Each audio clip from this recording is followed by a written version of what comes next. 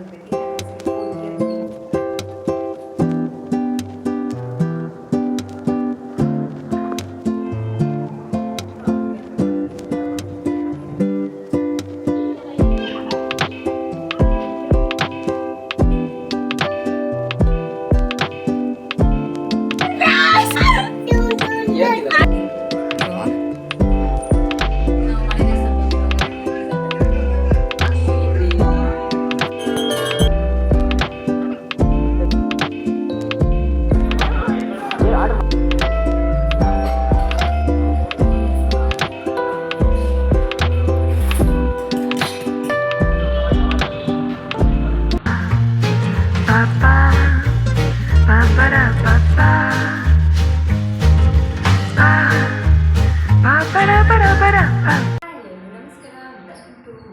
Blogs. ಈ blog ಏನಂತ ಹೇಳಿದ್ರೆ ನಮ್ಮ ಒಂದು wedding anniversary 4th year wedding anniversary ಬರ್ತಾ ಇದೆ. ಆ ಒಂದು ಸೆಲೆಬ್ರೇಷನ್ ಯಾವಾಗ ಒಂದೇ ಥರ ಸೆಲೆಬ್ರೇಷನ್ ಮಾಡಿದ್ರೆ ಬೋರ್ ಆಗುತ್ತಲ್ವ, ಅದಕ್ಕೆ ಈ ಸಲ ಇಂಟ್ರೆಸ್ಟಿಂಗಾಗೂ ಸೆಲೆಬ್ರೇಷನ್ ಮಾಡೋಣ ಅಂತ ಒಂದು ಅಂದ್ಕೊಂಡಿದ್ದೀನಿ. ನೋಡೋಣ ಅದು ಎಷ್ಟು ದೂರ ಆಗುತ್ತೆ ಅಂತ ನನಗೂ ಗೊತ್ತಿಲ್ಲ. ಅದಕ್ಕೆ ನಾನು ಕೆಲವೊಂದು ಚಿಕ್ಕ ಪುಟ್ಟ ನಾವೇ ಒಂದು ಹ್ಯಾಂಡ್ ಕ್ರಾಫ್ಟ್ ಮಾಡಿದ್ರೆ ಚೆನ್ನಾಗಿರುತ್ತೆ, ನಮ್ಮ ಕೈಯಾರೆ ಡೆಕೋರೇಷನ್ಸ್ ಎಲ್ಲ ಮಾಡಿದ್ರೆ ತುಂಬ ಚೆನ್ನಾಗಿರುತ್ತೆ ಅಂದ್ಕೊಂಡು ನಾನೇ ಇವತ್ತು ಅದಕ್ಕೆ ಪ್ರಿಪರೇಷನ್ಸ್ ಮಾಡ್ತಾಯಿದ್ದೀನಿ. ಈ ಥರ ಫೋಟೋಸ್ ಬಂದು ಈ ಥರ ಪ್ರಿಂಟೌಟ್ ಮಾಡಿ ಇಟ್ಕೊಂಡಿದ್ದೀನಿ. ಇದು ಥರ ಡೆಕೋರ್ ಮಾಡ್ತೀನಿ ಅಂತ ನಿಮಗೆ ಹಿಂದೆ ತೋರಿಸ್ಕೊಡ್ತೀನಿ. ಬಟ್ ಇವತ್ತು ನಮಗೆ March 28 ಅಲ್ಲ, ಬಟ್ ಅದನ್ನು ನಾನು ಇವತ್ತು ಅಷ್ಟೇ ಫ್ರೀ ಆಗಿರೋದ್ರಿಂದ ಸ್ವಲ್ಪ ಪ್ರಿಪರೇಷನ್ಸ್ ಎಲ್ಲ ಮಾಡಿ ಇಟ್ಕೊಳ್ತಾ ಇದ್ದೀನಿ. ಈ ಥರ ಮಾಡ್ತೀನಿ ಅಂತ ನೋಡೋಣ ಬನ್ನಿ. ನಾನಿಲ್ಲಿ ಬಂದುಬಿಟ್ಟು ನಮ್ಮ ಒಂದು ಗ್ಯಾಲ್ರಿಯಲ್ಲಿ ಒಂದು ಸ್ಪೆಷಲ್ ಫೋಟೋಸ್ ಎಲ್ಲ ಇರುತ್ತಲ್ಲ, ಅದನ್ನೆಲ್ಲ ಕಲೆಕ್ಟ್ ಮಾಡಿಕೊಂಡು ನಾನು ಇದನ್ನೆಲ್ಲ A4 ಶೀಟಲ್ಲಿ ಪ್ರಿಂಟೌಟ್ ಎತ್ಕೊಂಡೆ. ಇದನ್ನೆಲ್ಲ ಇವಾಗ ನಾನು ಬಂದುಬಿಟ್ಟು ಕಟ್ ಮಾಡಿ ಎಲ್ಲನೂ ಇವಾಗೆ ಒಂದು 2 ಡೇಸ್ ಮುಂದೆ ಪ್ರಿಪರೇಷನ್ ಮಾಡಿ ಇಟ್ಕೊಳ್ಳೋಣ ಅಂದ್ಬಿಟ್ಟು ಎಲ್ಲನೂ ರೆಡಿ ಮಾಡಿ ಇಟ್ಕೊಳ್ತಾ ಇದ್ದೆ.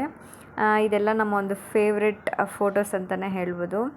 ಇದನ್ನೆಲ್ಲ ಕಟ್ ಮಾಡಿ ನಾನು ಒಂದು ಐಡಿಯಾ ಇತ್ತು ಈ ಥರ ಡೆಕೋರ್ ಮಾಡೋಣ ಅಂದ್ಕೊಂಡು, ಆ ಥರ ಪ್ಲ್ಯಾನ್ ಮಾಡಿಕೊಂಡೆ ಈ ಫೋಟೋಸ್ ಎಲ್ಲ ನಾನು ಕಲೆಕ್ಟ್ ಮಾಡಿಕೊಂಡೆ. ಬಟ್ ನನ್ನ ಹತ್ರ ಅಲ್ಲಿ ಬಂದುಬಿಟ್ಟು ಹೆವಿಯಾಗೆ ಅರೇಂಜ್ ಮಾಡೋಕ್ಕಾಗಿಲ್ಲ ಅಲ್ಲಿ ಎಲ್ಲ ಫೋಟೋಸನ್ನು.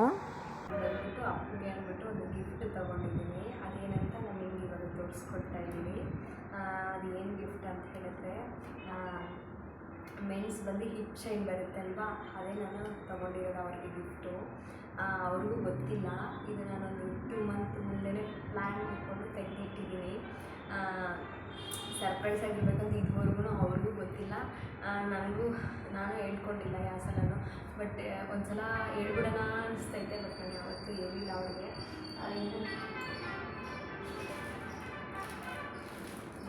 ನಾನು ಅವ್ರಿಗೆ ತೊಗೊಂಡಿರೋ ಚೈನು ಓಪನ್ ಮಾಡಿ ತೋರಿಸ್ತೀನಿ ರೀ. ತುಂಬ 2.5 ಸುತ್ತು ಬರುತ್ತೆ.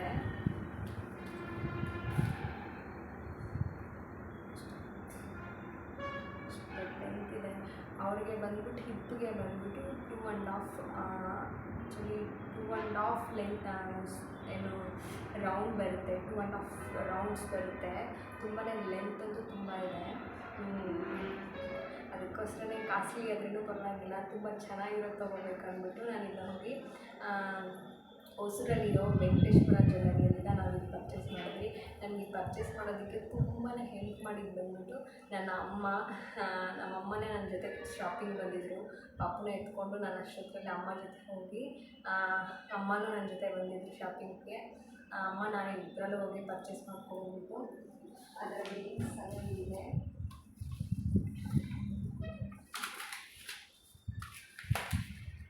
ನಾನು ನಿಮಗೆ ತೋರಿಸ್ಕೊಡ್ತೀನಿ. ಬಿಲ್ ಇದೆ ನಮಗೆ ಬಂದು ಅರೌಂಡ್ ಎಲ್ಲ ಇದು ಗ್ರಾಮ್ಸ್ ಬಂದು ಇದು ನೆಟ್ ವೇಟ್ ಬಂದು ಎಷ್ಟಿದೆ ಅಂದರೆ 104.160 ಇದೆ. ಇದು ನೆಟ್ ವೇಟ್ ಬಂದ್ಬಿಟ್ಟು ಗ್ರಾಮ್ಸು.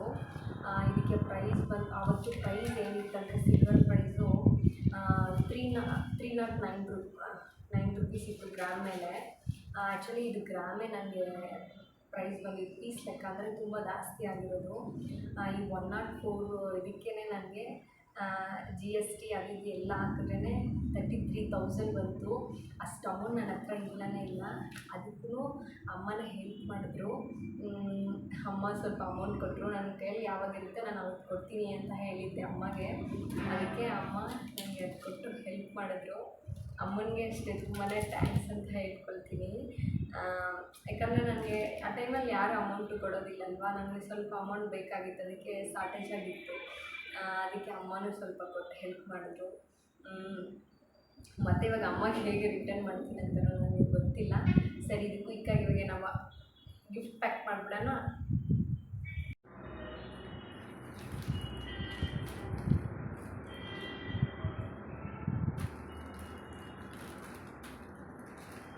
ಆಮೇಲೆ ನಿಮ್ಮೆಲ್ಲರಿಗೂ ಒಂದು ಟಿಪ್ಸ್ ಹೇಳ್ತೀನಿ. ಸಿಲ್ವರ್ನಾಗ ಯಾವತ್ತೂ ಅಷ್ಟೇ ಓಪನ್ ಆಗಿ ಇಡಬೇಡಿ. ಬೆಳ್ಳಿನ ಬಂದು ಯಾವತ್ತೂ ಓಪನಲ್ಲಿ ಇಡಬಾರ್ದು, ಕಲರ್ ಚೇಂಜ್ ಆಗುತ್ತೆ. ಈ ಥರ ಒಂದು ಪ್ಲಾಸ್ಟಿಕ್ ಕವರಲ್ಲಿ ಫುಲ್ ರ್ಯಾಪ್ ಮಾಡಿ ಇಟ್ಟಿದ್ರೆ ನಿಮ್ಮ ಬೆಳ್ಳಿ ಬಂದು ಕಪ್ಪಗಾಗೋದಿಲ್ಲ. ಇದೊಂದು ಒಳ್ಳೆ ಟ್ರಿಕ್ಕು, ನೀವು ಯೂಸ್ ಮಾಡಿ ನೋಡಿ. ಬಂದಿದ್ದ ಪ್ಯಾಕ್ ಮಾಡೋಣ. ಆ್ಯಕ್ಚುಲಿ ಶಾಪಲ್ಲಿ ಬರುವಾಗೆ ನಾನು ಗಿಫ್ಟ್ ಪ್ಯಾಕ್ ಮಾಡಿ ತೊಗೊಂಡು, ಇದು ಇದು ಶಾಪಲ್ಲೇ ಕೊಡ್ತಾರಲ್ವ ಗಿಫ್ಟ್ ಪ್ಯಾಕ್ ಮಾಡೋಕ್ಕೆ ಬಾಕ್ಸು, ಅದನ್ನು ನಾನು ಅಲ್ಲೇ ತೊಗೊಬಂದೆ. ನನ್ನ ಮನೇಲಿ ನಾನೇ ಪ್ಯಾಕ್ ಮಾಡ್ಕೊಳ್ತೀನಿ ಅಂದ್ಬಿಟ್ಟು. ಇವಾಗ ನಾವು ಇದನ್ನ ಪ್ಯಾಕ್ ಮಾಡೋಣ. ಇವಾಗ ನಮ್ಮ ಒಂದು ಗಿಫ್ಟನ್ನ ಇದರೊಳಗಡೆ ಹಾಕೋಣ.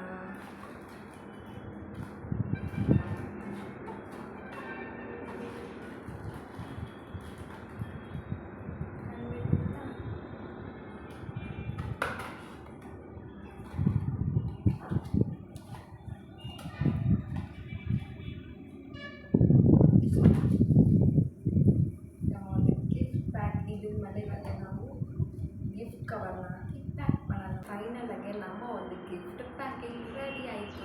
ನೋಡೋದಕ್ಕೆ ಇವಾಗ ಈ ಥರ ಇದೆ. ಇನ್ನು 2 days ಇದೆ ಸರ್ಪ್ರೈಸ್ ಮಾಡೋದಕ್ಕೆ. ಮಾಡಿದ್ಮೇಲೆ ಹೇಗಿರುತ್ತೆ ಅಂತ ನೋಡೋಣ. ಇವಾಗ ಜಸ್ಟ್ ಒಂದು ಪ್ರಿಪರೇಷನ್ನ ಮಾಡ್ತಾಯಿದ್ದೀನಿ. ಎಲ್ಲ ಒಂದೇ ಟೈಮಲ್ಲಿ ಮಾಡೋಕ್ಕಾಗೋದಿಲ್ಲ ಅಂದ್ಬಿಟ್ಟು ಬಂದು ಪ್ಲ್ಯಾನ್ ಮಾಡ್ಕೊಂಡಿದ್ದೆ. 1 day ಬಿಫೋರೇ ನಾವು ಇದನ್ನ ಬಂದ್ಬಿಟ್ಟು ಸೆಲೆಬ್ರೇಟ್ ಮಾಡ್ಬೇಕನ್ಬಿಟ್ಟು. ನನಗೆ ಡೆಕರ್ ಮಾಡೋಕ್ಕೆ ಐಡಿಯಾ ಈ ಥರ ಇತ್ತು. ಈ ಒಂದು ಹ್ಯಾಪಿ ಆ್ಯನಿವರ್ಸರಿ ವಾಲ್ ಸ್ಟಿಕ್ಕರ್ ಬಂದು ನಾನೇ ಪ್ರಿಪೇರ್ ಮಾಡಿದೆ. ನಾನು ಲಾಸ್ಟ್ ಮಿನಿಟಲ್ಲಿ ಪರ್ಚೇಸ್ ಮಾಡೋಕ್ಕಾಗಲ್ಲ ಅಂದ್ಬಿಟ್ಟು ಇದು ಓನಾಗೆ ನಾನೇ ಕ್ರಿಯೇಟ್ ಮಾಡಿದ್ದು.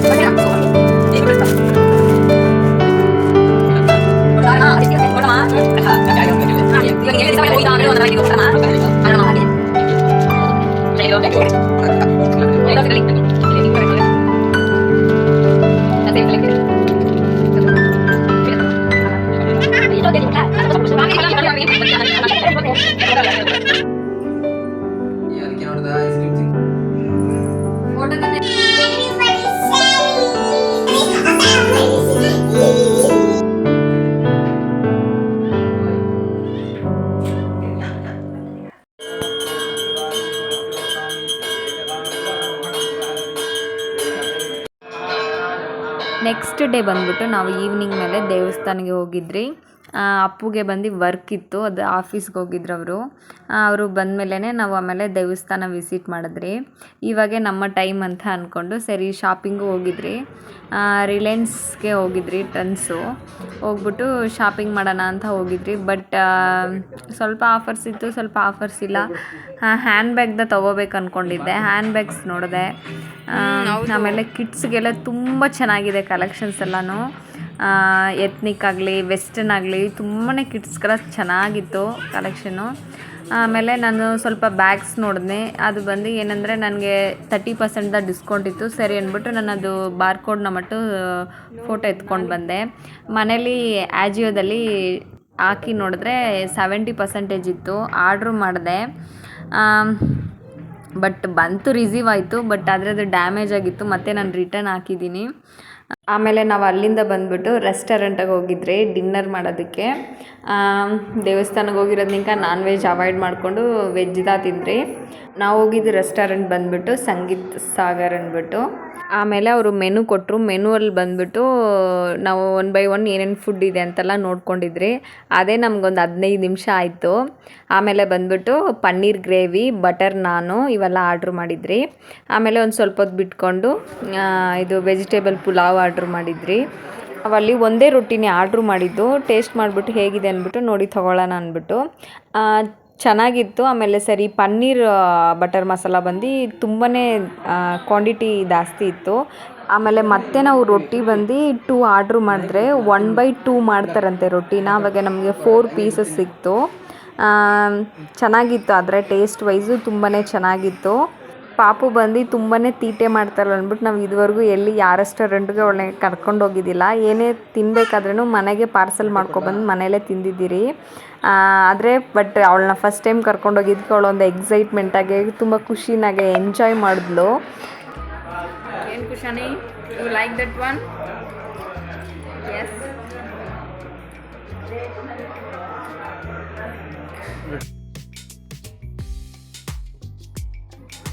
ಎಲ್ಲ ಬ್ಯಾಟಿಂಗ್ ಆಗ್ಬಿಟ್ಟು ಹೋಗೋದೆ.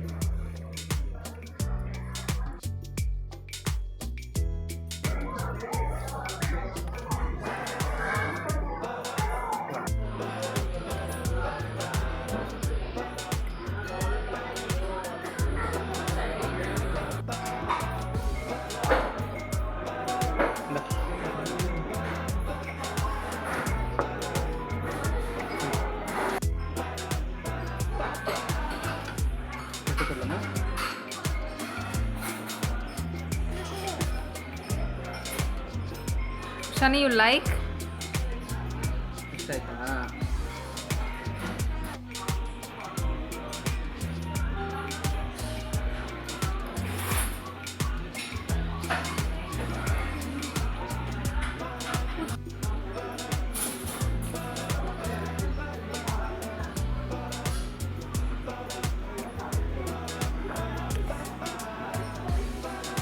ಫುಡ್ ಬಗ್ಗೆ ಹೇಳ್ಬೇಕಾದ್ರೆ ಇದು ಫುಲ್ ವೆಜ್ ರೆಸ್ಟೋರೆಂಟ್, ತುಂಬಾ ಚೆನ್ನಾಗಿತ್ತು. ನಾವೇನೋ ಹಂಗೆ ಹಿಂಗೆ ಇರುತ್ತೆ ಅಂದ್ಕೊಂಡಿದ್ರಿ, ತುಂಬ ಚೆನ್ನಾಗಿತ್ತು ಟೇಸ್ಟ್ ವೈಸ್ ಆಗಲಿ ಎಲ್ಲನೂ. ಫ್ಯಾಮ್ಲಿ ಅಂತೂ ನಾವು ತುಂಬ ಎಂಜಾಯ್ ಮಾಡಿ ತಿಂದ್ರಿ. ಈ ಒಂದು 4th ವೆಡ್ಡಿಂಗ್ ಆ್ಯನಿವರ್ಸರಿ ನಮಗೆ ತುಂಬ ಸ್ಪೆಷಲ್ ಅಂತಲೇ ಹೇಳ್ಬೋದು. ಇಷ್ಟು ದಿನ ನಾವು ಯೂಶ್ವಲಿ ಒಂದು ದೇವಸ್ಥಾನಕ್ಕೆ ಹೋಗಿ ದೇವ್ರಿಗೆ ನಮಸ್ಕಾರ ಮಾಡ್ಕೊಂಡು ಬಂದ್ರಿ ಅಷ್ಟೇ. ಈ ಒಂದು ಡೇನ ಬಂದು ಇಷ್ಟು ಸ್ಪೆಷಲಾಗಿ ಸೆಲೆಬ್ರೇಟ್ ಆಗಿದ್ದು ತುಂಬ ಖುಷಿ. ಆಮೇಲೆ ನಾವು ಇಲ್ಲಿ ಬಿಲ್ ಪೇ ಮಾಡಿಬಿಟ್ಟು ರೆಸ್ಟೋರೆಂಟ್ ಆ್ಯಂಬಿಯನ್ಸ್ ನೋಡೋಕ್ಕೆ ಈ ಥರ ಇತ್ತು. ಔಟ್ಸೈಡ್ ಅಂತೂ ತುಂಬಾ ಚೆನ್ನಾಗಿತ್ತು, ಯಾಕಂದರೆ ಗ್ರೀನರಿನಾಗಿತ್ತು. ಹೋಪ್ ಈ ವಿಡಿಯೋ ನಿಮ್ಗೆ ಇಷ್ಟ ಆದರೆ ನನ್ನ ಚಾನಲ್ಗೆ ಮರಿದಿರ like and share and subscribe ಮಾಡಿಟ್ಕೊಳ್ರಿ. ಮತ್ತೊಂದು ಇಂಟ್ರೆಸ್ಟಿಂಗ್ ವ್ಲಾಗಲ್ಲಿ ಸಿಗ್ತೀನಿ. ಅಂಟಿಲ್ ದೆನ್ ಟೇಕ್ ಕೇರ್, ಬಾಯ್.